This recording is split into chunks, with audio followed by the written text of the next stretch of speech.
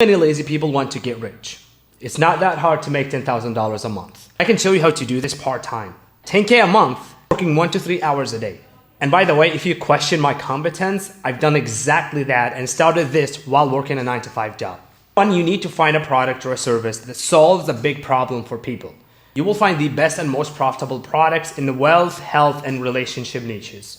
Then simply become an affiliate for a product that pays you $1,000 plus per sale. You can use Google or affiliate marketplaces like ClickBank, JVZoo, ShareASale, and when you do that, they will give you a special link. Then go to a website like ClickFunnels or System.io and create 2 simple web pages to start collecting emails from potential customers. Then choose a social media platform because that's where your audience are going to be, and yes, you're going to have to start from zero. Start creating pieces of content that solve the exact same problem as what you're promoting. If you make 10 sales a month, that's $10,000 a month. Do that for 12 months and that's $120,000 a year that you can earn on top of whatever you're currently making right now. Some of you won't still even do it. You will try it, but you're not going to commit because you always think about the shortcut to get rich quick. After 3 months into it, most of you will be like, nah, it's too hard.